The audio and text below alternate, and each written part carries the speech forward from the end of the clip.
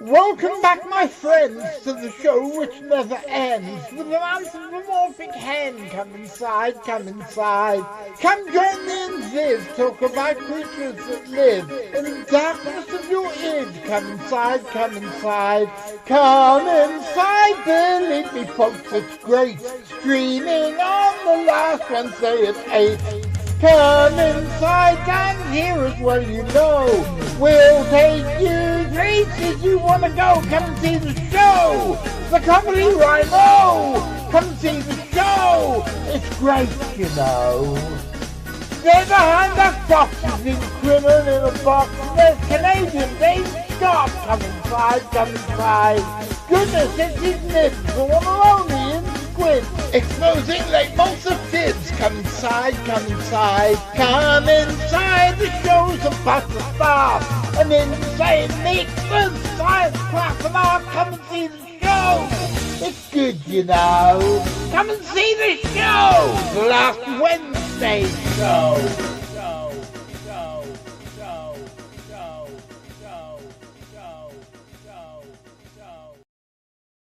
And that, ladies and gentlemen, was the wrong intro. I quite enjoyed it. I liked it as well. That's the last Wednesday show intro. That will confuse everyone. Oh, fucking mighty, what have I done? Okay, I'm back. You talk amongst yourselves, I'm just sharing. Amongst ourselves. Yes. Oh, shit. Considering I gave you the link to share about 4 hours ago, Vivian. Oh, was at work. Oh, That's no excuse, so was I. I can't see the chat. Mind you, I've not been able to see the chat for quite some time. So, not that I've been, I'm obvious by my absence. Oh, fuck, there isn't, is there? I can see the chat. Is there anybody in the chat? Daniel. Oh, hello, Hi, Daniel. Hi, Daniel. Where's John, Viv? John's up there. Oh, little John. Yeah, you're John. What, the cat? No, the cat. He's under there. He's under there. Oh, is he? I can't. Your spooky Viv name's in the way. You can't see him. I'll take your word for it. He's it's a bit hot, so I've got the blind down, and he's sitting in the window. I don't know. You can't see his. You've got a fair bit of light coming through that window, don't you? It's like what do you call it? It's like stepping over to the other side. It's the light that people see near the end. Oh, I can't do it. Yes, is that me or you? Hi, Roger. That's Viv doing it. Right, you chat. I'm sharing. Okay, what should we chat about, Jonathan? So, what's been happening to you? Absolutely nothing. I've been doing absolutely bugger all. You lucky sod. I know, and it's tired me out. Doing bugger all absolutely knackered me out, to be honest with you. Obviously, I've been not been very well lately because of different problems. I had a bad back and stuff like sciatica and all that sort of stuff. But I'm not going to go into that because I don't want to bring the stream down. But I'm all right now. Go to a health food shop and ask them for milk sugar. Milk sugar? Yeah, it's a homeopathic. I've always thought homeopathy is bollocks. I use quite a bit of homeopathy stuff. I've always thought it's going to be bollocks, but this stuff works for all connective tissue problems. So Does it? Works for sciatica, it works for boils, and it works for hemorrhoids. 3 things which... Hi, Nico. 3 things that are all basically connective tissue problems, and by fuck it works. And they're not really they're not expensive. Oh, I might try that. What is it? Do you take it internally, or is it like a? No, you take it by the handful. Okay. Tablets. Oh, I'll try that. I will definitely try that. Size, the little oh god, what are they called? Hermesitas tablets. You know, tiny little things. The tiny little things. You can take as many as you want. Oh, okay. So I usually I'll give that a try.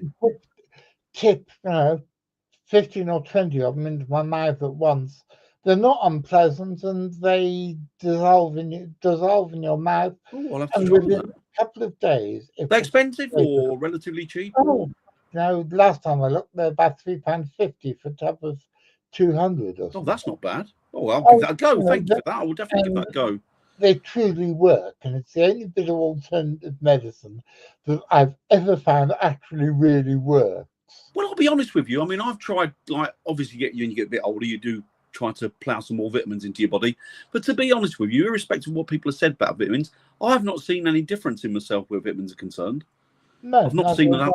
No, it's kind of like a placebo type of effect. I think it's certainly not done. I don't think it's done me any good. Not discernible anyway. So, yeah, I'll give that a try. So, milk sugar. milk sugar, Milk sugar. I will try that. Thank you. which is, I believe, calcium lactate, but I'm not sure. Oh, okay. I'll definitely give that a try. Does it help with a paranormal hangover? Does anything help with that? That is one thing that gets increasingly worse as you get older, isn't it? You want a paranormal hangover? The thing to fix that is, I used to find, so I don't do it anymore, was probably brandy. Well, I used to find brandy as the cure for fucking anything. And a cracking cure it is as well. Excuse me, I'm just. Who's here? Yes. Do you know what? I can't. They last longer with me, paranormal hangovers.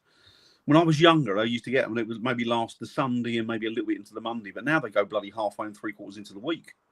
Yeah, I know that one. It's like, and then when you come around, especially if you've got one honey? bang after the week after the next, you got to take a break, haven't you? Because it's a nightmare. Do you remember when we did that whole weekend? Those 2 investigations back to back. The hangover was horrendous. Oh, it took me weeks to get over that. Took me bloody weeks to get over that. When we did was that the one? Are you on the one we did with a certain group, or are you on about one that we did? Oh, well, we did. Well, we did a couple, didn't we? We did the Ancient Rounding, didn't group. We did, yeah. And what was the other place called? The big house? Woodchester Mansion. And that was absolutely knackering, wasn't it? But that weekend we did with that certain group was a nightmare. Did you Woodchester Mansions? Yeah, we did that. Why do I know that name? It's near Wootton Under Edge. It's all Gloucestershire, isn't it?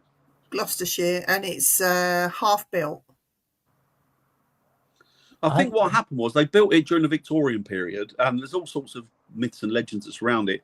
But one of the ideas, or there's still tools there from the Victorian period, and what happened is they said that it was so haunted whilst they were constructing it that they brought French artisans over to work on it. And it was so haunted that they just downed tools and buggered off.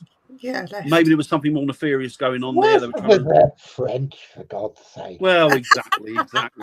But they used it during the Second World War, didn't they, Viv? For the Canadians and Americans, I think, for manoeuvres. Training. Well, in other words, it's only ever been used it was half built by foreigners and then only ever used by foreigners.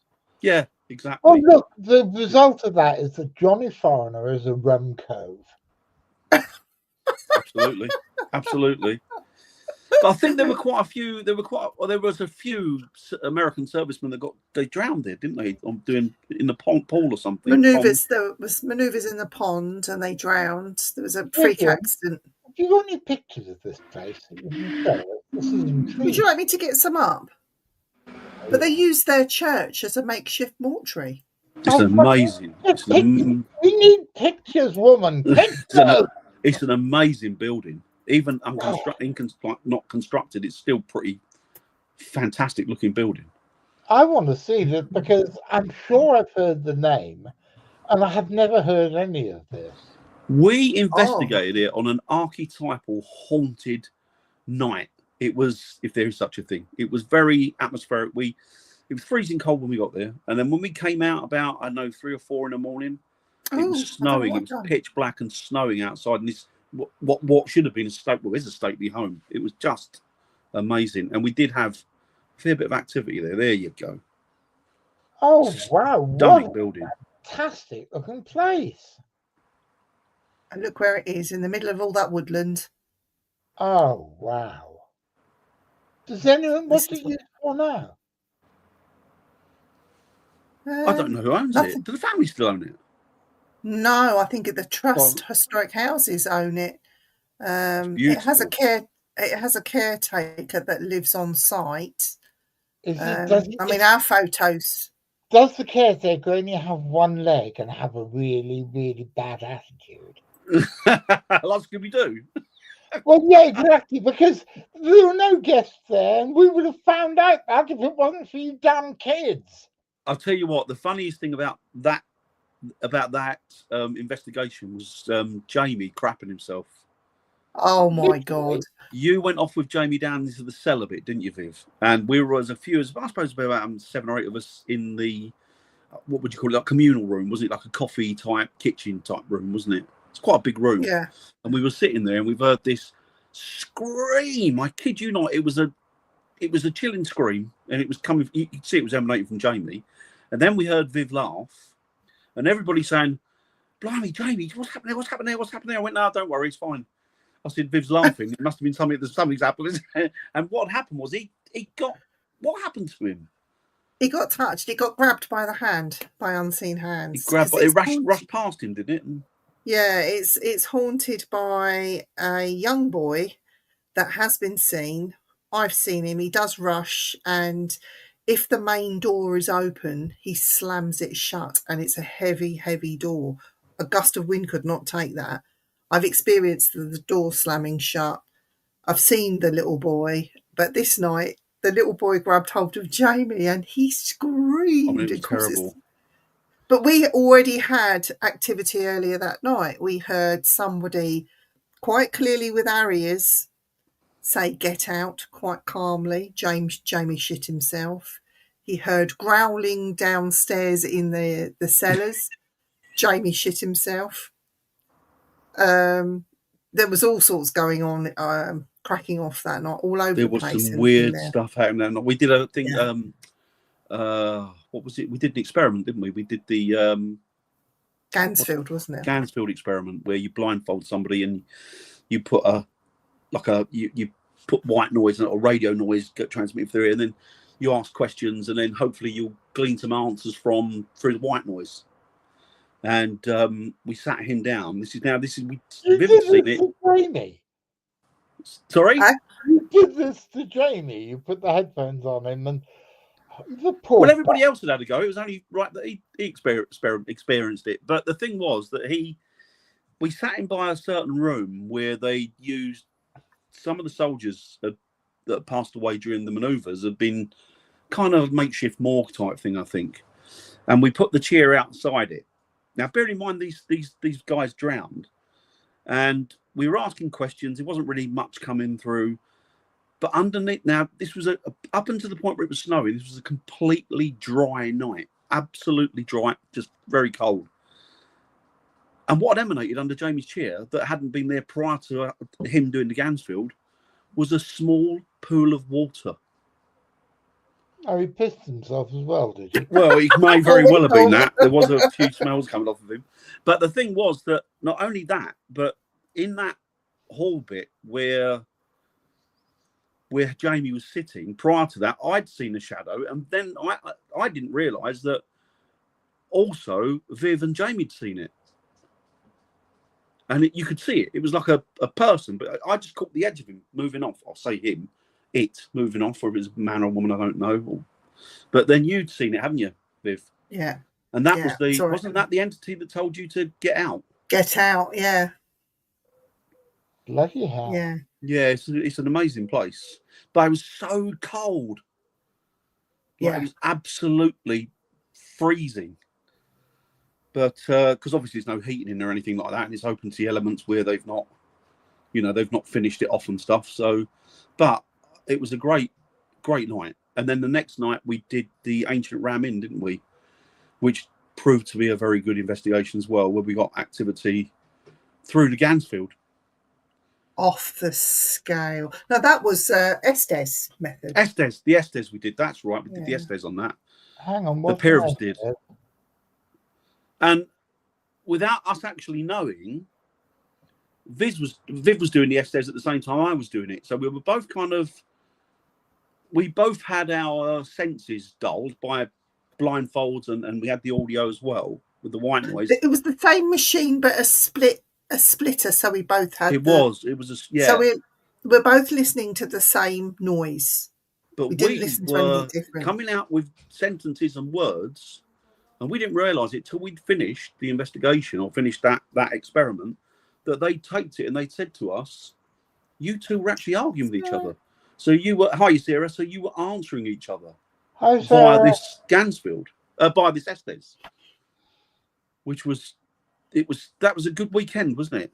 It was. That was a really good weekend. I think. Hold on a second. Your spirit voices you were getting through were arguing with each other, not you two were arguing with. No, we had no idea what we were saying to each other. All we had to do was repeat what we were hearing.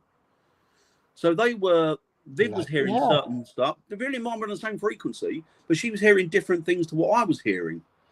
But at the end of the investigation, when they tallied it up, and when they sat us down, they said that you two were actually having an argument with each other. And you had somebody outside of it asking questions. Yeah. And we were supposed to be able to answer their questions, but we were rowing with each other. And we worked out from that, didn't we? Devised what the truth is. We think we devised what the truth is about the ancient Ramin, but we're loath to put it out there because we'll tell you after. Dan. My mummy's on. Look, Kathleen. Hey, hello, Kathleen. Hang on, if she's your mummy. She's my mummy. And Louis is your real dad. How's that going to fucking work? Kathleen she's now 76. And Louis is only how old? 30, I think. 30. Louis 30. Yeah, he's my dad. Oh. What, are we talking reincarnation here? Has he lived before? Has he had a previous life where he was married to your mum, you were born, and then he's been reincarnated? To confuse things a bit, I fancy his mum, but... His mum? Louis' mum. I really rather fancy her. Fair enough.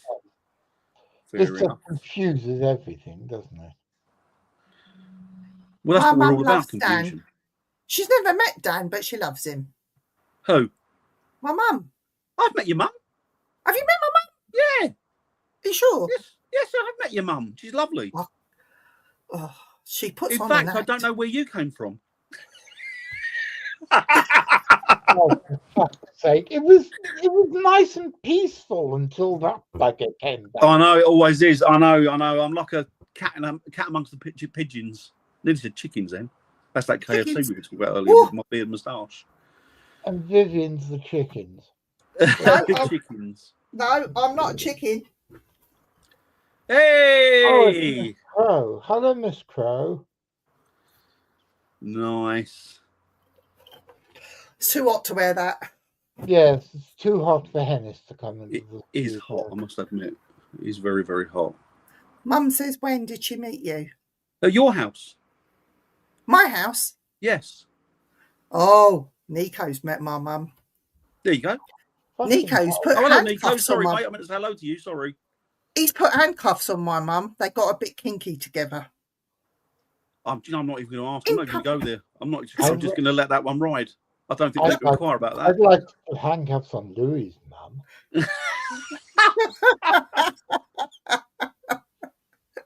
I've got photos of Nico putting cuffs on my mum. Of course you have. Of course you have. Yeah. I'm not expecting to be less with. Well, let's see the photos then, girl. Come on. I can't. Well, the thing is, Nico might not want me to show his. Was this at one of the? Was this at one of the? What do you call it? Yes. One of the chat talks, what have you? No, it was on when we went to Peterborough. And it was one of those Comic-Con things. Yeah, it was a Comic-Con. Oh, was that the other week? Oh, that was a couple of months ago now, wasn't it? Was it? Blimey, time goes so quickly. Completely and utterly confused. I have absolutely no...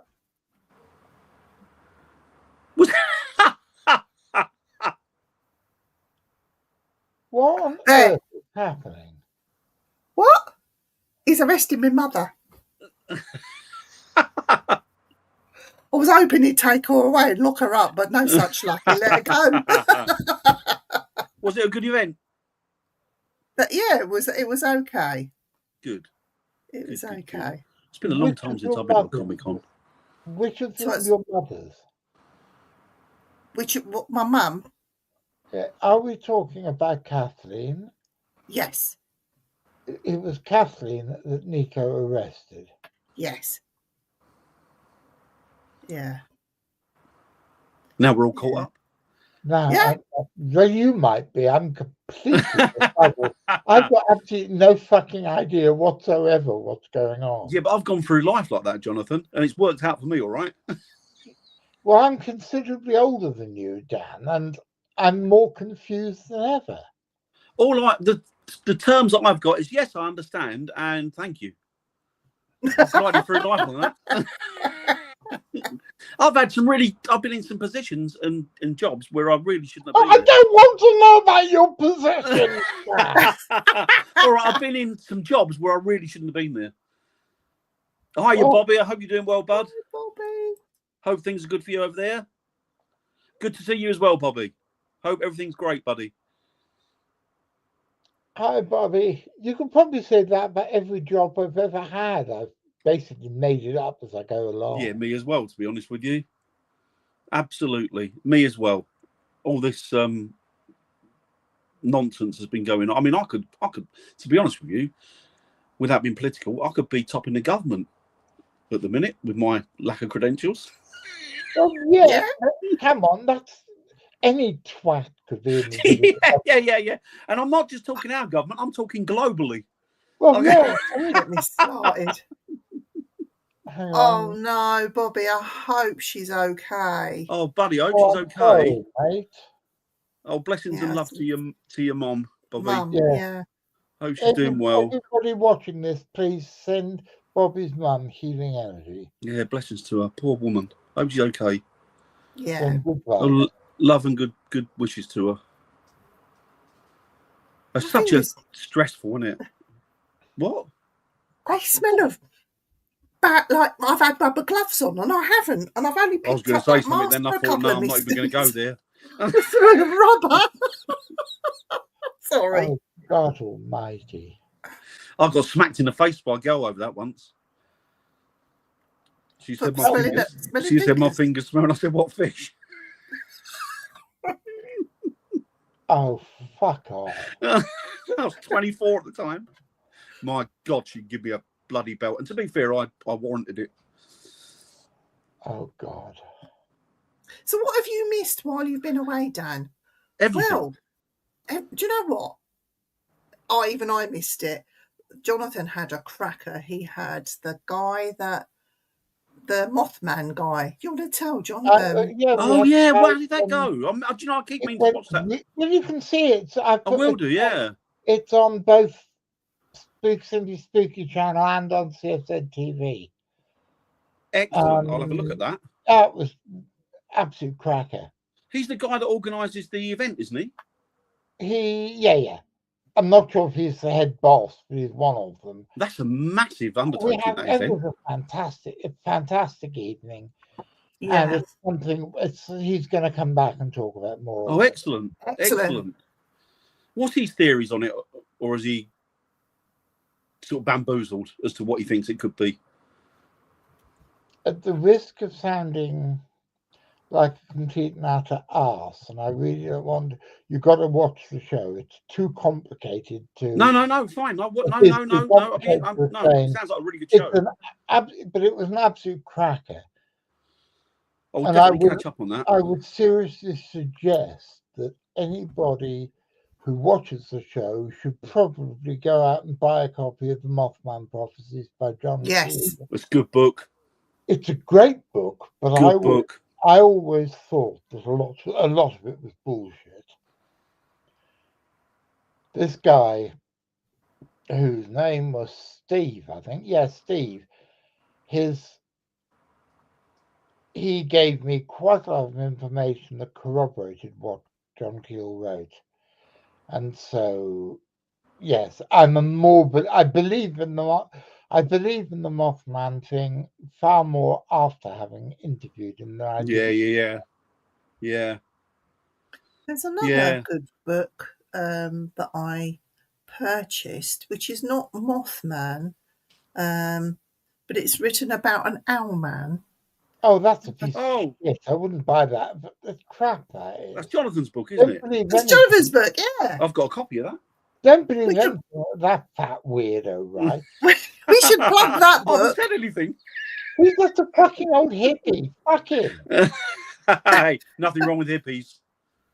No, but Jonathan's book is a good read as well, and Yeah, it's okay. brilliant. It's not Mothman, but it's our British version of it, if you like, Yeah. and it's a brilliant read. And I have so many books on my shelf that I don't know where it is. Mine are even worse because nearly all my books are now packed up in old cat food boxes, ready to move with me. And so I have no idea where anything is, You can't lay apart hands from on it. about 500 books with mine, which Gwyn has got in her loft at the moment. Yeah, in a safe place. Well, at least I I know shall that find it. all my butterfly and moth books are with Gwyn. I don't know where anything else is. Yeah, it's an But interesting subject. yeah, and we've been working behind the scenes. Well, it was last night, really. We had a chat. We've got some ideas, but we can't mention them on here. So it's a conversation to be had behind the scenes. Yeah, I think we need to have a conversation with Dan behind the scenes as I well. do think so. I do That'd be think good. so. Yes, I think Thank you. that That'd be good. it needs to be done. Oh, that sounds horrible. That sounds horribly sinister. No, we've got to get Dan behind the scenes. We've got have to a go back, conversation with him. and we're going to kill him. Ooh, Ooh, I we're was going. ooh. I was thinking of the meeting room at the Kremlin, where apparently there was one chair, which was where the condemned man was always sat. The man who was just about to be taken away by the KGB was Hi, always Mary. sat. Thanks, Mary. But no, Lovely. Dan, it's all good. It's all good stuff. Good. Excellent. I look forward to that. That's good. Sounds like an exciting meeting. So that reminds me of what were we talking about? Oh yes, I was telling Jonathan about the time yourself and I went to Shepton Mallet Prison. That was an Oh, and interesting one as well. touched on the bottom. That was a good And one. That was. The, Poor Andy drove us there and back the same day, didn't he? and the hits we got on the ovulus with the That lady's name. That was I interesting. really want to play with your ovulus. Okay, that sounds really bad. It's an You interesting know bit what of I kit. mean? I'm not, for once, I was not being smutty. It's an interesting piece of kit. I bought one years ago. I think they just initially came out, going back quite a few years now, and it was well, they hadn't just initially come out. They were at the number 3, and I bought the 3, and that's when they became popular over here. I think, which is one you got, Viv, which I always say is the best one. I've had the 4s and 5s, and to be honest, they're absolutely crap compared to the 3. The 3 knocks everything out of the park. And the weird thing was that it was. To show us ovulus. I tell you, the weird thing about it, Jonathan, was that it's got a data bank of a certain number of words within it, and that's it. So these words are obviously scattered around, and they're produced as and when the spirit wants to manipulate it for answers. But the one thing we noticed, I was working with another guy, and the one thing we noticed at the same time was this ovulus started to break the bank of the words that were actually programmed into it. So it's like, well, hang on, there's no data. You can't, there's no connection. There's no Wi-Fi connection or anything like that. Where's it getting this data from? Where's it producing these new words from? Not only that, but then eventually it started to come out with sentences. Now, it was only built to come out with solitary words, but it started to come out with sentences that were conducive to the investigations that you're on. So for example, I did an investigation at a haunted gym. There's a boxing gym, and this place was proper haunted. And some of the information I'd gleaned through the ovulus was that it was run by gangsters back in the sort of 50s, 60s, and that there was somebody being murdered there. Well, there was activity going on in this gym during the day while we were talking to the woman. The bags were being punched. You could hear footsteps running, like jumping around the boxing ring. It was terrifying. So we went in there, and she said to me, "Oh, I'm just peed off." She went, "They keep moving my stuff." She said, "So clearly they got access. They come up here because I put stuff down like my purse and my handbag, and it gets moved." So anyway, we did that, and then we went down to the gym, and I formed the question. Hi, William. Hiya, William. I formed a question in my mind, and the question was, I wasn't asking it sort of telepathically. It would just come to me, sort of, "Oh, okay, ask them." The next question you should ask is, have you been moving things? And I didn't form that question, but it came out with keeping in mind this thing's only meant to produce one single word, a solitary word. This thing came out with, "I'm hiding things." Okay, look, I'd never heard an Orpheus before last week, and I think the odds are that some of the people in the audience may not know what it is as well. So could one of you please explain in... I've been showing it. Give it the Janet and John version. What is an Orpheus? Right, so this is a contraption. It's a machine made by Bill Chappell in America. You can't get them anymore, I'm afraid. No, they're over £1,000 now to buy. So this is the machine that takes, it's got different functions on it. It's got lots of different functions on it. But the functions that Dan and I were using, they've got programmed words in there. It's got a word bank. And so if you use a dictionary mode, it will randomly choose words from the word bank. It's supposed to take whatever is in the EMF, in the ether, bring it into the machine and spell out the word. I use, and I'm sure Dan was the same, we were using a program called Phonetics. I think that's the best one. So what that was doing was pulling in EMFs from the ether into the machine and sounding words. So we got sounds rather than full words. And by using phonetic mode, we were able, the bank's been broken so many times. It's now saying sentences. And Dan and I were lucky enough, Dan wasn't, he was getting over a broken ankle. Oh, yeah. And so he was hobbling on. You're a bloody walking disaster. I know. I'm worse than that, Jonathan.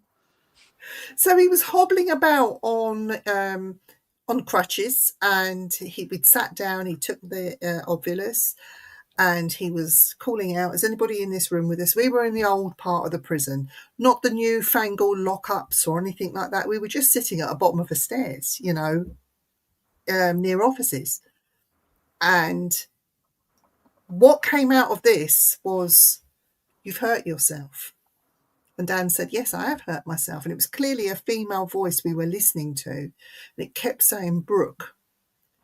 And Dan kept saying, "Is that your name? Is that your first name, Brooke?" And it just kept saying Brooke. And then it kept saying up. It kept saying up. And Dan was going, "What, do you want us to go up, or did you go up?" And it was saying Brooke, up. Well, I can't even remember what else was going on. Anyway, there was a few bits, wasn't there? There was a few bits. Because initially I thought that she was talking about a brook or a river or something, like a brook. Yeah. I'm sorry. So we got quite a bit from this brook, and we know Shepton Mallet to be a man's prison. Anyway, we went back and we had a break a bit earlier than everybody else, and it gave us a chance to speak to the historian that works there, that holds records. She's ex-prison officer, wasn't she? Yeah, and we said to her, "Did you have a prisoner here called Brooke at any time?" She goes, "Let me go to the records and check." And no, can't find a Brooke. "Are you sure it was a man?" I said, "Well, we don't know. We just heard the name Brooke." She checked. It was a female prisoner that was executed in the main square. Can't remember what for. Can you, Dan? Yeah, it's witchcraft. And she was hung. She was strung up in the air, which is why Brooke was telling us that she went up in the air. Anyway, all this stuff that we got, all from one piece of equipment. We sat, we listened, we didn't try and change it. We didn't understand it. We went to the historian, checked it with them, and we found out that she corroborated with everything that came out of this ovulus. So people say, oh, it's pre-programmed words, but we've gone past that stage with this. This is now giving us good evidence that we are communicating with something or someone that was there before us and telling us their story. How long have you had that ovulus? You've had a while now, Vivian. Years. I've had it years. I'm just wondering how long, how long did it take before from when you first bought it to it starting to do what it wasn't supposed to do? Started to use words that weren't in the bank and started to use sentences. For me, it was about 3 or 4 months. See, mine was quite quick as well, because that was used to film a show for Heart Radio. And it's so embarrassing because one of the presenters of Heart is quite well known. I'm not going to mention his name. He was holding this thing in his hand like a telephone because he doesn't know. He's not a ghost hunter. And it kept calling him, it kept saying quite clearly, you're an effing W cur. And so every time... Those of you who don't, as the translation, that is you're a fucking wanker. That's right. I'm just translating it from Vivian peculiar argot into the English language. So everything that we filmed with him couldn't be used because the ovulus is swearing at him. We can't control what comes out of that. That's the only thing. We don't know when it's going to happen, why it's going to happen, and if it's going to happen. But the weird thing about it is there's no connectivity. There's no Wi-Fi connectivity. So things like apps on phones, you can't really give much credibility to them. In fact, well, none really, because the phone listens to your conversations, doesn't it? And it can find you geographically, and then it can they can then access history and then put it through on the app. So you can't give that as evidence because obviously it can be manipulated, by Wi-Fi, by some data bank somewhere. But with the ovulus, there's no connectivity to it. Absolutely none. Hiya, Ned. There's absolutely no connectivity to it at all. So it's working on its own. I'm thinking sideways here. Vivian, you've told me in the past about a spirit guide. Do they come with you on your investigations? 3 of them come on every single investigation, and sometimes I get a 4th. The 4th is quite scary looking, and the 4th has been photographed. But you don't utilize them, do you? You just investigate as a ghost hunter, don't you? You don't investigate as a medium. Yeah, no. If I get told, go in this room and take a shitload of pictures, that is my thing that I use with my spirit guide, and I'm able to capture something.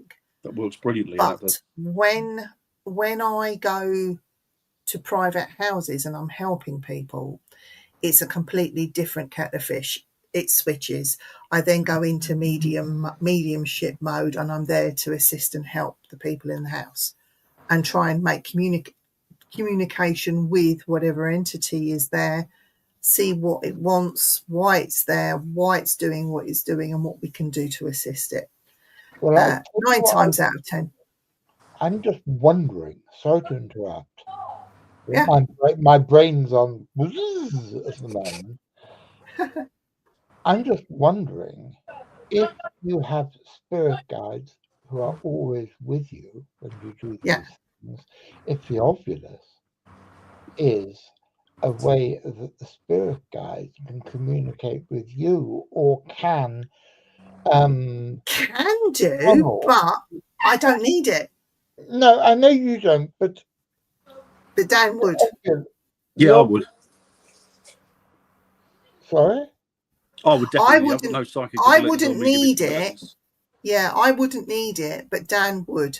So if Dan wanted to talk to my guide, let's say, and get direct response from my guide, which my guide could do, he would need something to assist him, whereas I don't necessarily. But then your guide would probably think that was a bit of an insult from me, because that would go through Viv.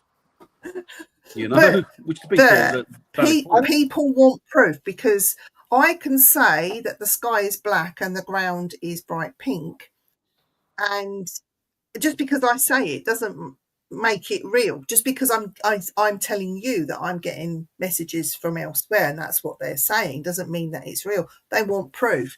So having something like this gives them that bit of extra proof. I mean, I could be well away from it. You could have your own conversation. I could pick up on the same thing that comes out on the Obvulus.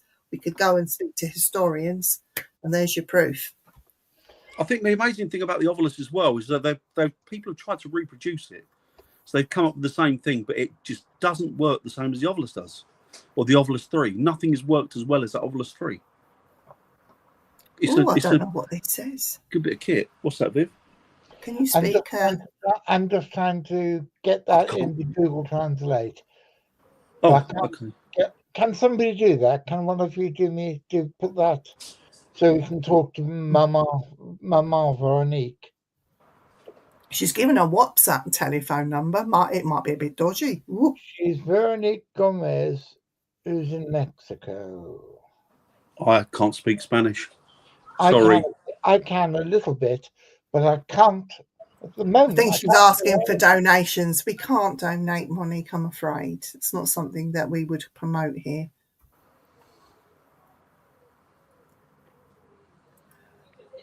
Oh.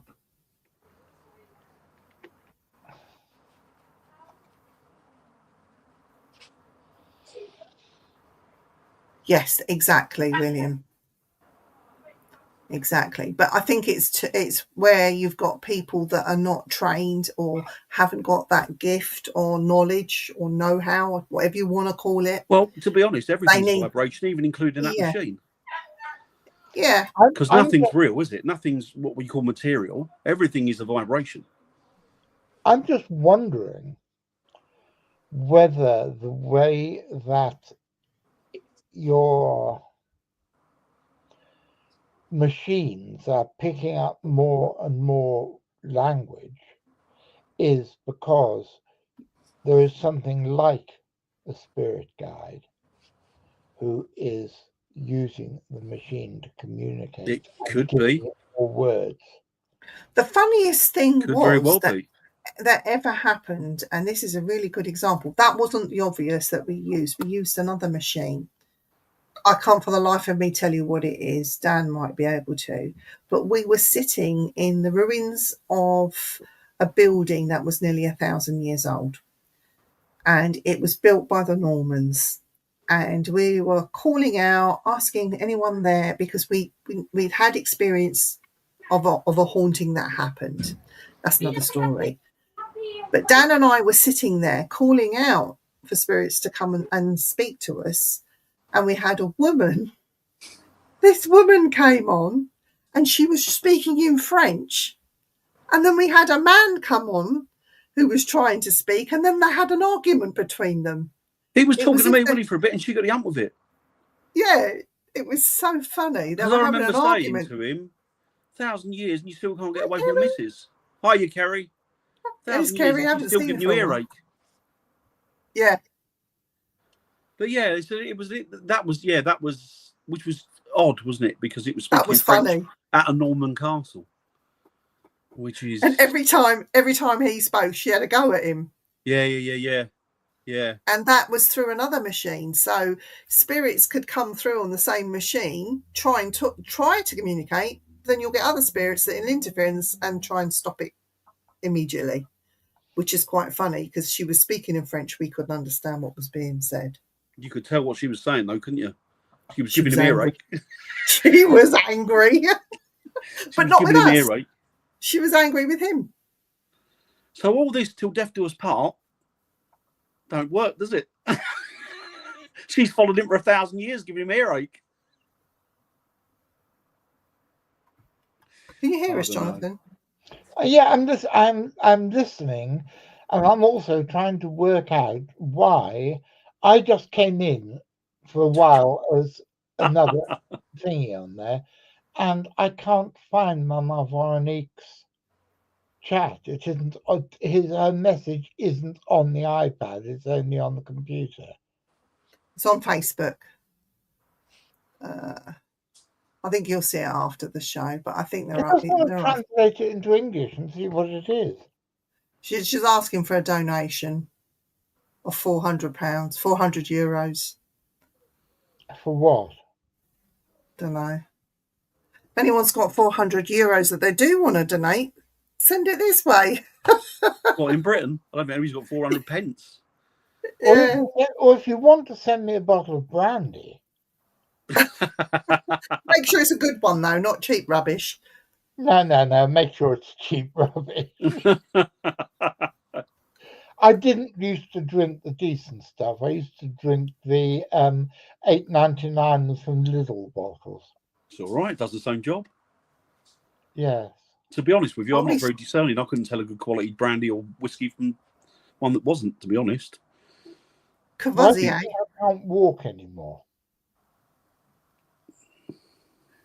I know some good stuff for that. It's called absinthe, and it comes in all sorts of colours. It does, yeah. And all you need is a little bit of each colour. Oh, it's filthy stuff.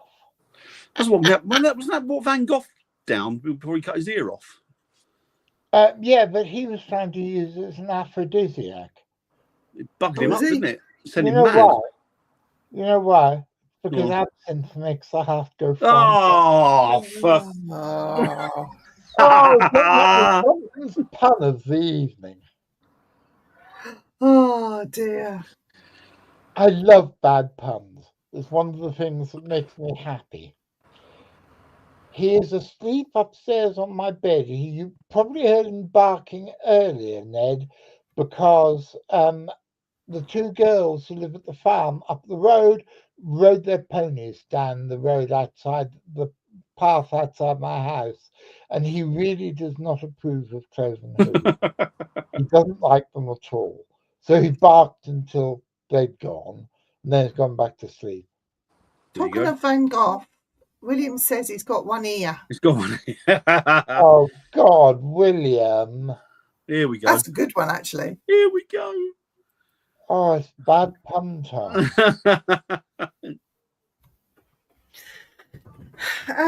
So what else have we got? Oh, Nettie's in the house. Hello, Nettie. Hello, Nettie. Good to see you, young Nettie. She's it's a not good the girl. thing about you, Nettiekins. She's been working. She's been working really hard. Oh, I know. I read the messages, but it's still not the same without her. I know, but she's getting info because I know she was talking about looking more about into the spirits on the railway and to see what comes up because stuff's been happening in certain carriages. Do you know what? That is one place I've never investigated one. I really want to investigate a railway station. Shall we go and do one? I would love to. I really would love to investigate a railway station.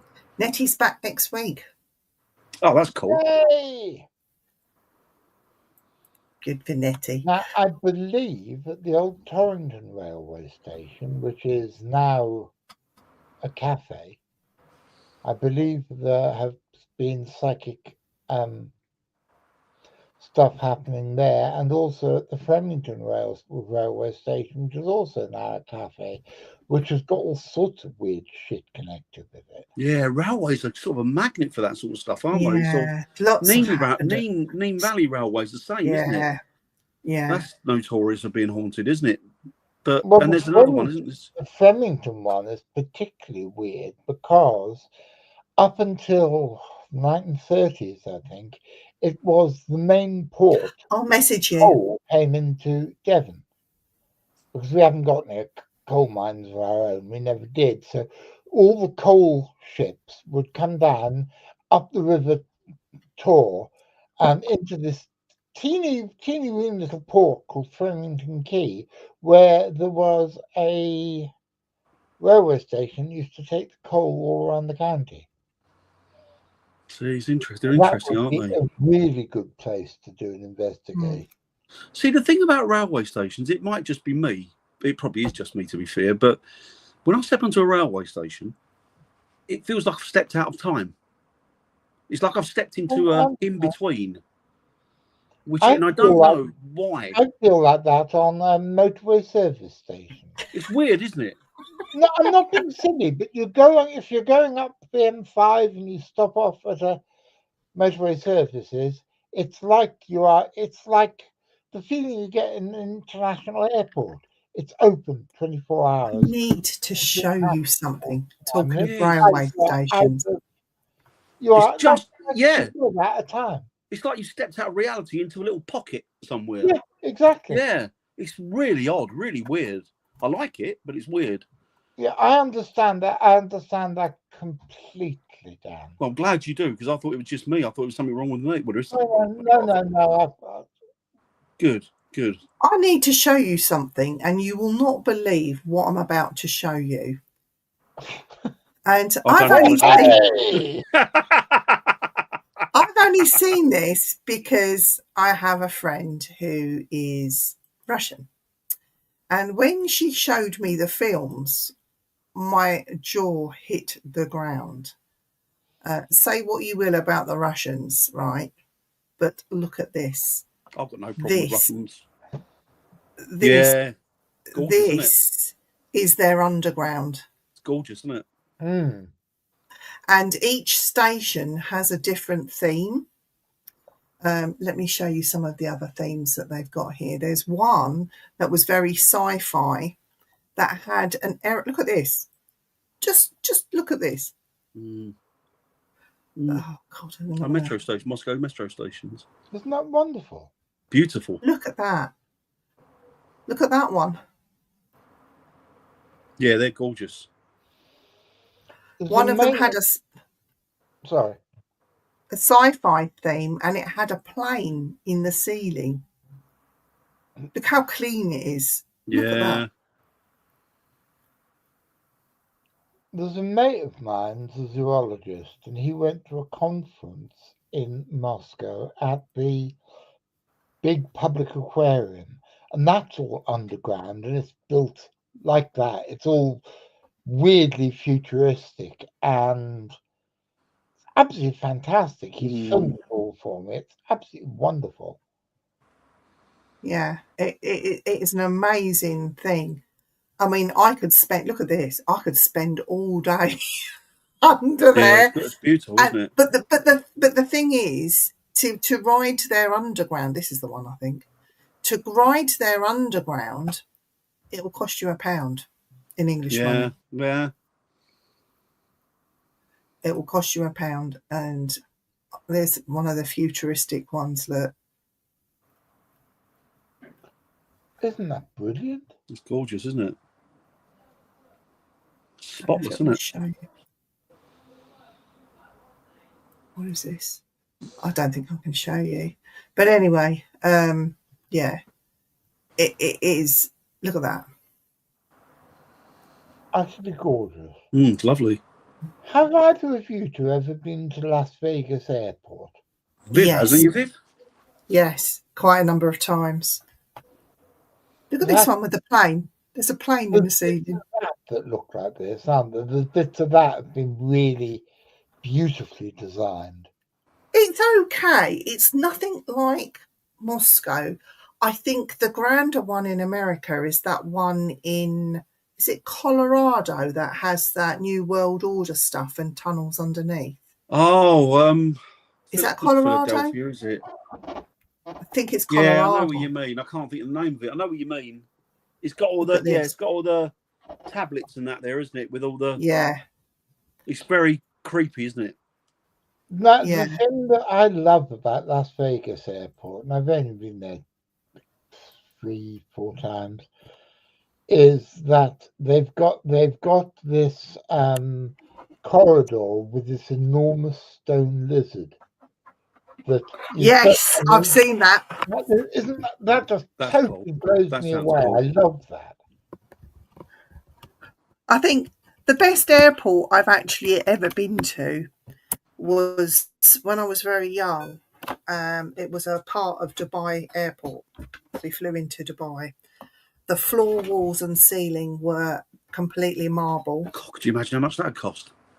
And all the fixtures, like the knobs on the doors and on the side of the chairs, that part of this airport that we were in, were all gold leaf, and the chairs looked like little thrones that you could sit in. I don't know what part of the airport I was in. It was a very long time ago. And I remember coming out of there and walking into their duty free, and everything was all tiled, white tiled. And I remember shop windows just showing gold and diamonds. Everything was glistening. Do you call that one Stansted? I went standstill. I remember my dad just saying, "Come on, hurry up, keep up, keep up, keep up." Didn't have time to stop and look, you know. So that was the best airport. I'd never seen anything like that. I'm sure it was Dubai. I don't think it was one of the other Arab airports, but that one always stood out. It was in a part of the airport, I think, that we shouldn't have been in. Maybe it was the royal VIP stuff that royalty or the sheikhs use, not normal. But anyway, yeah. My favourite, I used to love New Delhi Airport. Did you? Oh, bloody hated that. Well, no, it had all this in the gift shop. It had all these stuffed cobras and mongooses. And handbags with snake skin. I always wanted to buy a stuffed cobra and mongoose. By the way, I was only about 8. And it still lived with me. I'm 66 now, so it was Do you want one? I'll see if I can get you one, because we had family members, and every family member had a stuffed mongoose and a snake wrapped round it, cobra wrapped round it, in all of our houses. I think the one in our house got so, because we used to throw it around all over the place, and I think its stuffing started coming out, and I think my dad chucked it years and years ago. But I did keep the wolf skin. You have an Indian wolf skin? I have yeah, do you want to see it? Or is it a Tibetan wolf? It's a timber wolf. I don't want to see it. I don't want to see it. I don't want to see it. You've seen it already, Dan.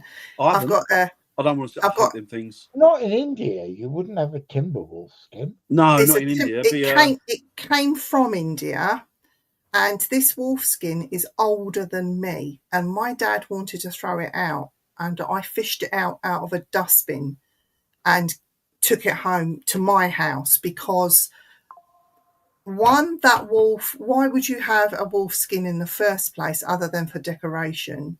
I used to play under it as a child. I didn't want that wolf to die in vain for no reason, so I took it, and his skin is actually on the end of my bed, and that will be passed down. I will not let that skin go to waste. Exactly. But it's not a timber wolf. No. There ain't no timber wolves in the old No, world. well, somebody looked at it and said that was a timber wolf skin. Timber wolf. People wolf skin. generically that use people use that generically. Oh, it's timber wolf. The timber wolf is a specific subspecies of the grey wolf that is only found in these. Do you want to see it, Dan? You can tell me what it is. I can't. Not from the skin. I can't. Can you not? It's not jackal. It still has, on one side, it still has whiskers. Only on one side, it still has its whiskers. Is there any of the skull in there? No. No. No, and I haven't got the tail with it either. There are 2 species. There are 2 species of wolves 3 species of wolves in India. Most of them are subspecies of the grey wolf, but there is something called the Indian wolf and something called the Tibetan wolf, which are probably separate species. People are still arguing about their complete status, but yeah, I won't let him go anywhere. He's not going anywhere. He's going to be passed down to somebody who wants him, and he's going to be 100 years old plus. I'm not going to let that skin go to waste. No, of course not. No. So he's already about 60 years old, if not a bit more. It's like me with my whale skull. I'm making sure that my whale skull will be looked after. Yeah. Yeah, I've got a crocodile skull. So Have you? Oh wow, that's impressive. Crocodile skull. I've got a rather manky dead crocodile, stuffed crocodile, very very manky. As somebody obviously tried to turn into a lampstand at one time. It's an absolutely vile thing. But what species of crocodile, Dan? I'm not sure Big one. actually. Is it a I'm big not one? sure actually. It's probably, I would think when it was alive, it would probably be around about just over 2 meters. So you're probably looking at maybe 7 feet when it was probably alive, I would imagine, looking at the size Oh of the wow, skull. It's quite that's big, but impressive. I got it as it's with an Article 10 because I used to use it for educational talks for children. So I've got quite a few different little skulls. I've got like chameleon skulls, badger skull, fox skull, ferret skull, just loads of different bits and bobs that I've got that I've sort of accrued over the year. But when I used to work at the zoos, we used to have tiger pelts because we used to take them out and educate children as to the plight of these animals in the wild, Yeah. the lack of numbers. And the interesting thing about the one that we had is it was made up out of 5 different cats. All So they sewn killed together. 5 tigers. Yeah. And some of them, it looks very odd because some of them were little more than babies, little more than cubs. So it was beautiful, but it was ugly, if you know what I mean. Beautiful on the cat, ugly on its own. Oh yeah, it's like with the wolf skin.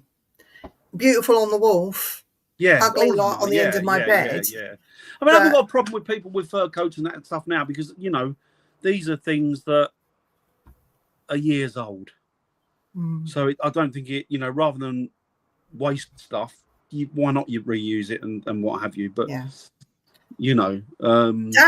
Dan, I've been sent a picture, which I'm not going to put up here for people because it's private, but I have a picture of Bobby's mum, Bobby's mum, in her hospital bed, and she planted her face. He's in hospital with her. He told her to smile for my friends across the pond, and she did. And you know what, Bobby's mum? This is just for you. Yeah. Get better soon. Get better, my darling. Love and best wishes to your Bobby's mum.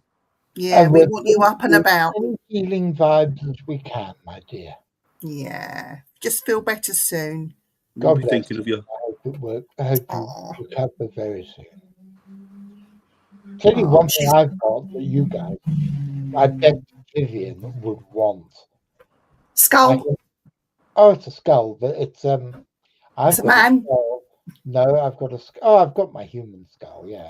But no, I've got the skull of a roe deer from a UFO-related animal mutilation. Really? Ooh. See, both of them now getting avaricious. So Dan, when we go to Jonathan's house, we'll bring our equipment and we could put it near this skull. See if we can pick anything up off of it. Yeah, see if we get any feedback. We did that on an investigation once, didn't we? We did an investigation. It was a haunted hairdressers, wasn't it? It's sort of beauty salon. Yeah. And the weird thing was that there was a girl that was with us, and she was doing some scrying, wasn't she? In a mirror, one of the mirrors upstairs, and she was. You could see, couldn't you? That I know, things get distorted the longer you look at it, and in the dark, obviously, your eyes try and regulate what it's seeing, and things can look distorted and what have you. But there was clearly something going on there. And then we came away, and I think you asked a question because we thought, hang on, this looks almost ufology. These look alien. And I think you asked a question about Bigfoot or something. But I remember that you got an answer back saying we're above you or something. I vaguely remember it, but it was like we thought it was intimating that it was flying above us, whatever it was. But yeah, it was very odd. No, I can't remember what it was through. It was on your thing that you held. You had to have contact with it. It's that thing, Dan. I can't remember now, Viv. What? It was chucking out white noise, but you had to have your fingers on the contacts, and it was, I don't know what Was it a ghost portal, spirit portal? I don't know what it was. Might have been a but it spirit was one of portal. those. But was what odd. backed that up, what was very odd and made this even odder, was when we had got that and this lady's doing this thing in front of the mirror, I'm taking pictures, just minding, you know, as you do, just take pictures. And it said to Dan earlier that there was more than one. I got photographs of two of them standing behind her when she was saying she could see two people behind her and there was nobody there. I took photographs and I got them. It was and they were humanoid looking.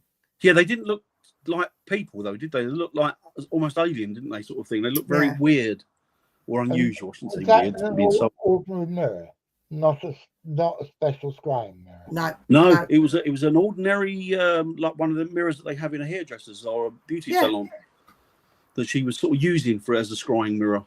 But I bought my wife a obsidian scrying mirror. Yeah. I don't think she ever got any results on it. But obsidian's good, isn't it? Because it deflects negativity. I've got one up there somewhere, an obsidian scrying mirror, and I've never ever used it. Never.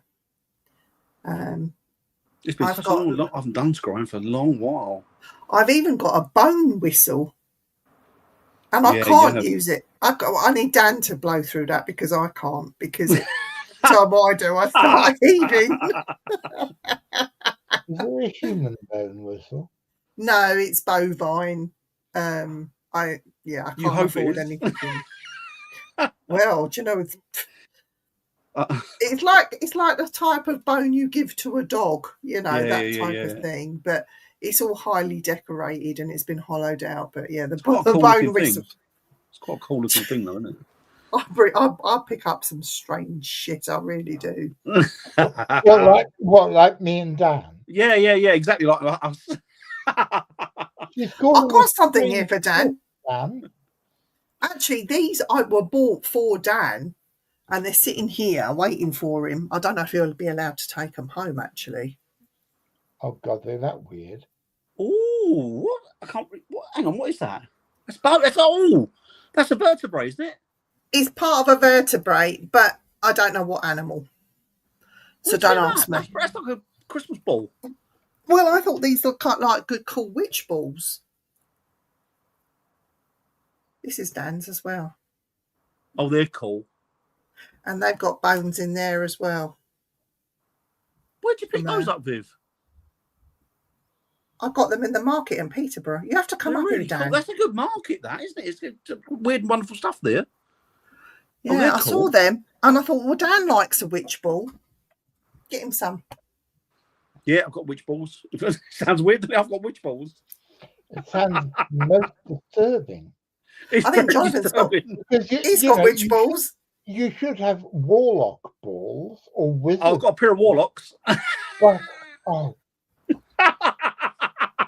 Never mind the warlock. I was told there is no such thing as a warlock. No, there's not. Witches. It's an old Scottish word which means oath breaker. I was trying to put together for a bollocks joke. Yeah, a male witch is a witch. Is a wizard. Yeah. Well, they also used to call them, before they obviously called them witches, they used to call them cunning men and cunning women. Yeah. I thought you were going to say something else. They're just, what do you call it? They're old country. they're country folk, is what they are. Yeah, the cunning folk. Yeah, cunning folk, just country folk. It's an interesting subject, actually. Well, and if you stick a tail on them, you could call them weasels. You could call weasels. That's Blackadder. Oh, I love Blackadder. Love Blackadder. Yes. I mean, my dad was as straightforward as they come. He was a church warden, a lay preacher, a member of the Conservative Party, everything I spent most of my life ignoring or trying to fight against. But he was this very, very straight, old-fashioned guy. But he could douse the water and charm warts. Yeah, it's weird, isn't it? When you It's say charm waltz, can you tell me more about this? Because if you have a wart, why would you charm it? You charm remove it away. Is that how you remove it? You charm it? From memory, you cut the wart open with a razor blade, take some of the blood and a little bit of the tissue, put it inside a raw, broad bean. Do the charm thing over it and bury it, and as the bean and the wart bit inside of it rots, the rest of the wart goes away. these are what do you call it? They're country traditions. I've still got the scar on where there used to be a wart on my finger, but he charmed that away when I was about 15. It's amazing, isn't it? Yeah. It's amazing, isn't it? And this was a guy who was straight up of Church of England, pillar of the establishment, pillar of the community, and he charmed warts, and he believed in fairies. Yeah, he believed in fairies. And when I first, I'm amazed about this charming of a wart. I'm going to have to, if I get one, I'm going to charm it. Does it work on body fat? Can I charm body fat? I'd like to get one. But they're people, they're old country traditions. Yeah. It's like people that used to, these people that, well, basically they're midwives, aren't they? Now they call them midwives, but these women that used to be, they were women that, which always, I always had a bit of an argument going on in my head over the church and the idea of witchcraft, because they used to say, well, you know what? She's working with herbs and she's working with plants and she's basically a herbalist. And what she's doing is she's concocting all of these cures. So it's obviously witchcraft. But that's exactly what the monks used to do as well. Yeah. But it was never witchcraft with them. Oh, the witch balls are bigger and made from thick glass. Wow. Yeah, I've got some witch balls, yeah. And that's where Christmas baubles come from. The idea of Christmas baubles are witch balls. They're to deflect negative energy, to deflect. I could do with that for bigger knockers. And that. Bigger knockers. You've got to put that.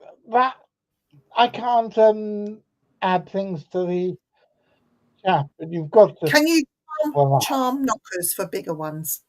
We should try and if I can try and get hold of somebody who's a folklorist to talk about cunning folk. I think that'd be a really interesting subject, wouldn't it? They've intrigued me for years. I know somebody, I believe he's a doctor of folklore. He's something to do with. He lives in Dorset, but he's linked to, I think it's the University College London. I'll see if I can find him. That'd be interesting. Years, but We'll get Dan to probe him all over. Oh, like an alien. Don't be revolting, Vivian. No, we're talking about folklorist stuff. Probing them all over on that subject. It's interesting. It's like, completely misrepresented people. Yeah. People trying to do good, but the church marked them down as nefarious. But it's like you were saying, Jonathan, my mum was an ardent Catholic. She was straight down the line. The Catholic Church could do no wrong. Yet, and of her generation, she believed in things like wart charming and the fae and stuff like that, because it was like, When I first came here, there was an old lady who lived on one of the farms up the road, which isn't a farm anymore. And she always used to put a little sauce of milk out for the fairies. Yeah. Yeah. Yeah, and it's everybody in the village knew it. Nobody laughed at her. No. It's quite sad, isn't it? Because with those generations, we've lost such a rich tapestry. Oh, completely. And I blame the railways for a lot of it, because with the advent of railways, people left the villages. Families lived in villages for centuries upon centuries, didn't they? And then all of a sudden, with railways, they were sort of given the freedom to move away from, and then the new people came in and they lost the connection to the land. until the railways and also the Motorways, yeah. more recently, most of the people in the isolated villages down here, their gene pool of the young men could court a girl who was only a bicycle ride away, as far as Yeah, get in a bicycle yeah. and get back in the evening to milk cows. And so using that you can draw circles around each of the villages and see who's related to who. It's weird, isn't it? It's like my family, Absolutely wonderful. my dad's family. They came from the West Country originally, and his family were on the Isle of Portland for quite some time, centuries, and they're still there. Oh, what's Some of that? them are still there, and in Brixham as well. Some of his family were Brixham family, and they're still there as well. But I think the sad thing is when you go around these local cemeteries, these little village cemeteries, and you see obviously family plots, and those families have been there for century upon century.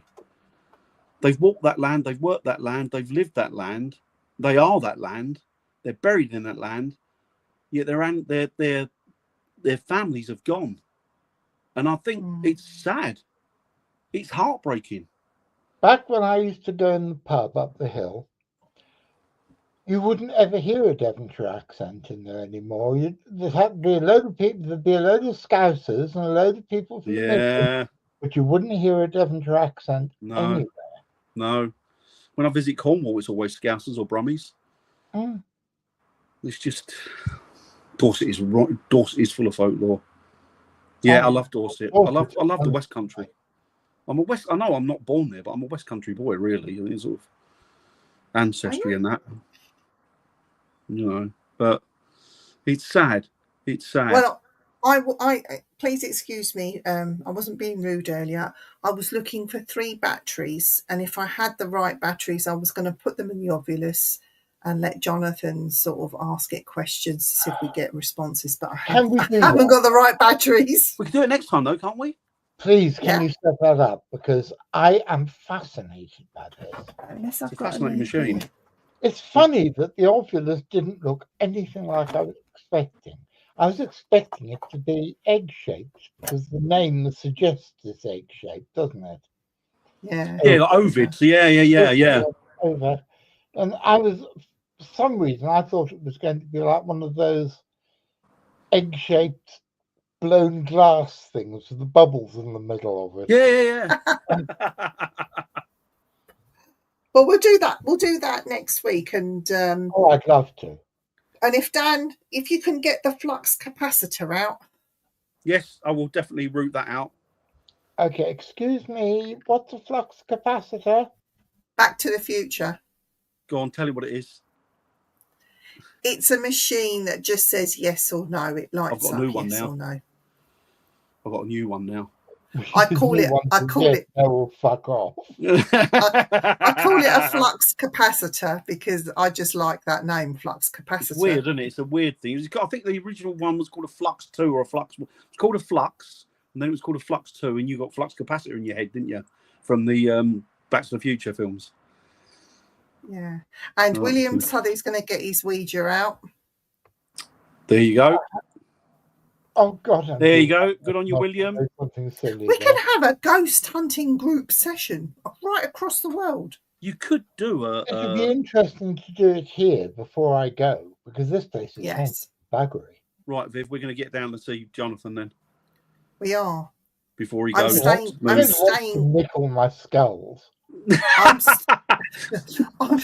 I'm staying in not too far from Glastonbury on Friday, and I will be in Glastonbury on Saturday.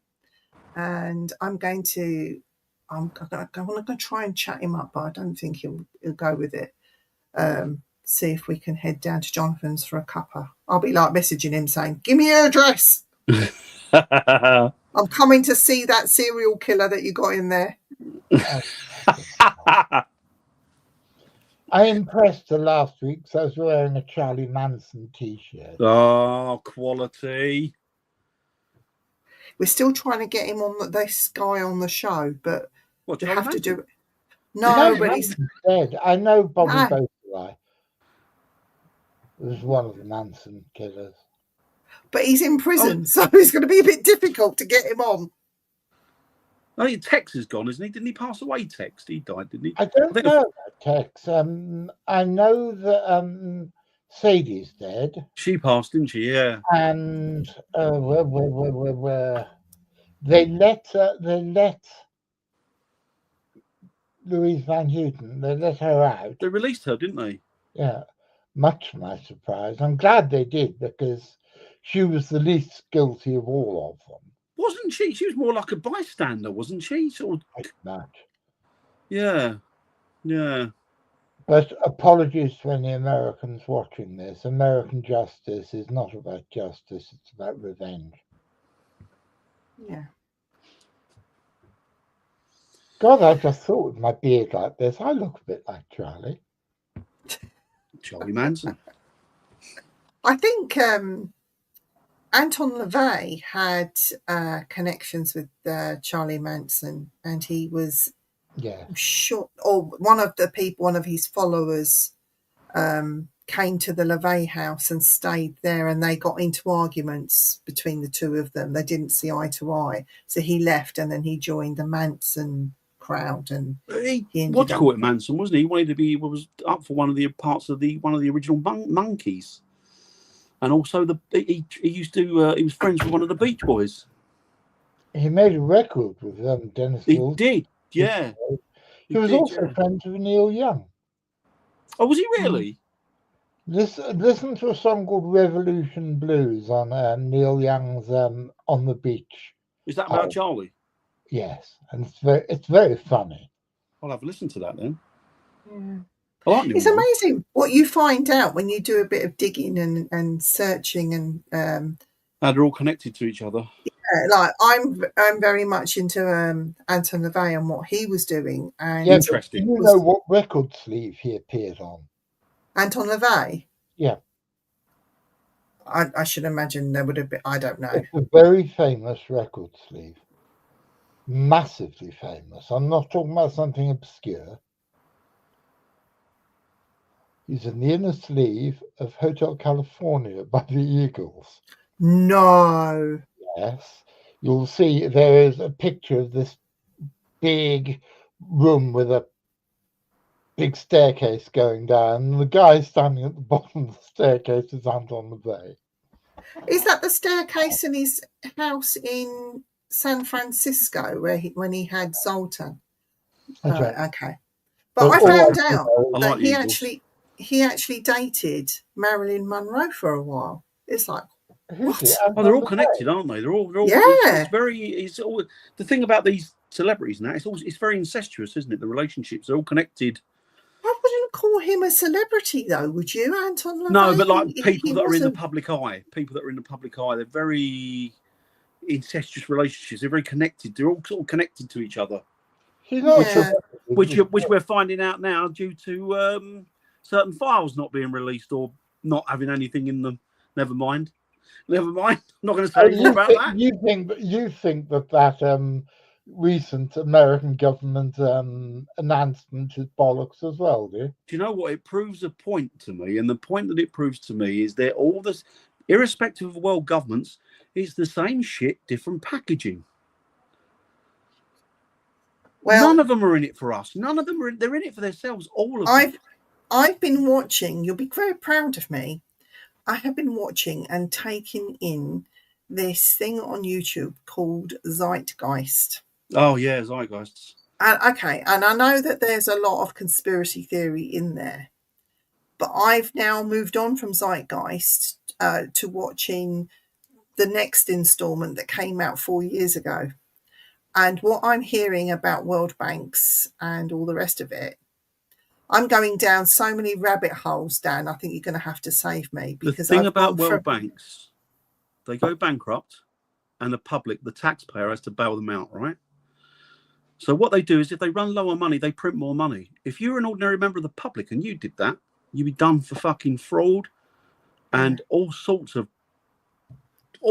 problems. But because they're a bank... Well, they're saying, the World Bank is saying without debt, there is no bank. If they have to reprint money, it's more debt on top of the debt. And I've been watching Zeitgeist, The Aftermath, and I'd had to stop halfway through because it took me down another rabbit hole. And now I'm watching what Mein Kampf is all about. And I'm just like, I shouldn't do this. It's really naughty of me. Just concentrate on one thing and see it to the end. But my head's been blown apart. And yeah. I've got maybe I shouldn't have done that. Copy of that. I've got my mother-in-law's copy of mine. Have you? Yeah. It's like, I'm not actually reading it. I'm hearing somebody digest it chapter by chapter. And I'm just thinking, what am I listening to? Because it's very similar. Some stuff that's coming out in that is very similar to what I'm hearing in this Zeitgeist thing. And I'm just thinking, maybe I'm trying to make the connection and make it stick. And this is where conspiracy theory then comes into it. And I don't want to go down that road because conspiracy theory... I'm concerned about it depresses me, but I'm concerned about how stupid people are, the public are. Yes. Because they're being played left, right and centre. This whole trans debacle, this whole Black Lives Matter, whoever, this whole racist debacle, do you not see that they're fucking playing the ordinary people off against each other? And as for money that is going out of these countries, like say take Britain for example, the billions that he's putting into all these different countries like Pakistan, the money that he's taking out and giving to from the coffers of the public purse and giving to Ukraine, they're fucking laundering. It's money laundering. Yeah. And people don't see it. They say, oh, why are you giving our money away? They're not. They're fucking laundering your money. And then when they retire, why do you think they're meant to be on, I don't know, £130,000 a year for a prime minister? Say it's not much more than that, I don't think, if it is. So how can he retire on millions then? Where does that come from? Yeah.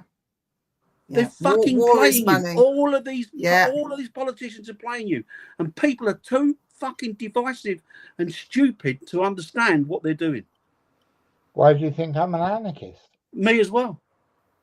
It's the only sensible. Perfect. It's the only sensible thing to be. The only sensible thing to be. Be responsible for your own actions. Well, actually, I can't be because I'm not of right mental mind, I don't think, right now. I'm just, I've been overloaded at work. I know work is work and we shouldn't bring work into it, but I'm so overloaded with stuff. And the heat as well. I was going to say, this heat doesn't help, does it? No. No, that's weird, Vivian, because everybody I know is suffering with the heat. But like you, I was brought up in the tropics and it doesn't really But it's not the same. No, but it doesn't worry me the way it worries Mr. Smith next door.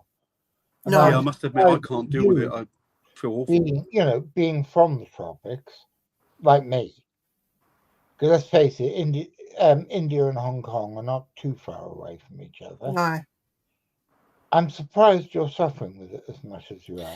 Well, the thing is, like out there, I wouldn't be wearing this, if you like. I'd have sleeves on.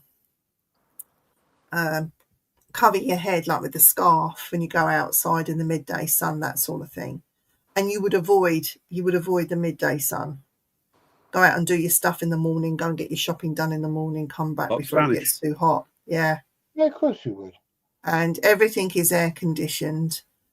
And it's constantly air conditioned and having cool spots outside, where they have the big fans and just blow water through it. So you've got the cool spots. So you don't have that here. No, I don't do well with the heat. We have air conditioning at work, but it doesn't go on because people complain that they get too cold. You can't please everybody all the time.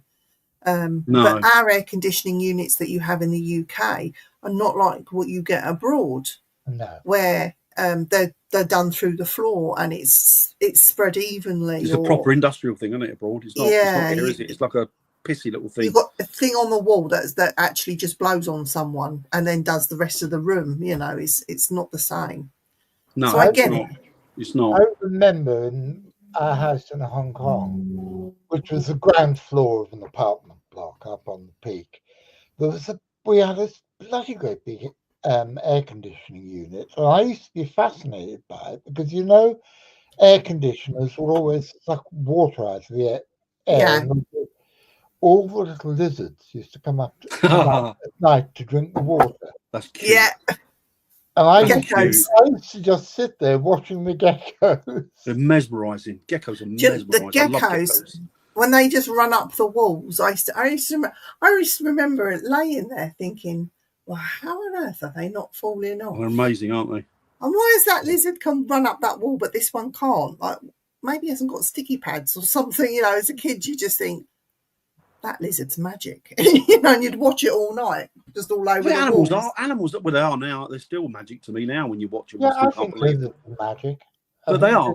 They are. As a wonderful. kid, I remember we used to collect things like if an animal had died, like a hedgehog or what have you, or a bird, we'd sort of collect it, put it somewhere, and we'd watch it, just looking at it, because it was like just mesmerised.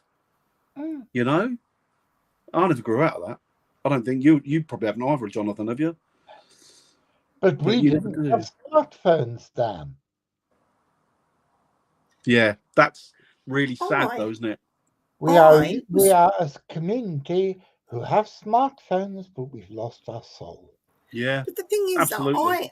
I had a conversation with an emu at the weekend, a real one, live one, and it just kept looking at me with those big eyelashes and those big eyes and blinking, and I was telling him it's only an emu, how beautiful it was, and phenomenal. And then as we walked away, a feather blew. One of the big feathers blew across in front of me, and I picked it up and I told the emu thank you. And I looked at my little grandson and I said, "That's magic. That is." Yeah, it's a gift. They are magic. I said, do you want that feather? And he said no. So it's in Andy's car still. He doesn't know it's still in there, but it is. They're amazing. The thing is indoors because it's a gift for you from the bird. Yeah. It's amazing. Animals are phenomenal. If we didn't have animals, it'd be A, wouldn't be existing, but B, what a shit world it would be. Yeah, me too, Ned. Have you ever eaten an emu egg? No, a friend of mine tried to fry one. Fucking hell. What? I've eaten scrambled. Fucking great. We're zookeepers at the time. Egg, and it's absolutely gorgeous. Ostrich egg, yeah. Not an emu egg. You wouldn't eat it, would you? He did. It's a blue one, isn't it? The egg's blue. Yeah, green and blue ones, and but he and white ones. Rear egg, a rear egg as well. And he tried to boil one as well. It took fucking about 3 days to boil his bloody egg. Really? Fucking yeah, it was an ostrich egg he boiled. Fucking. What I used to do is I used to collect them because they used to lay them quite all the time. So I would collect them, and then what I would do is I'd put a hole in them both sides and blow the yolk out. And then if a little kid came along, I'd give them to the kids that were at the zoo because they kids love them. Oh, that's nice. Kids love them. It's like, oh, hello, I say, you can have that as an egg for you. So I used to do it with wolf fur as well.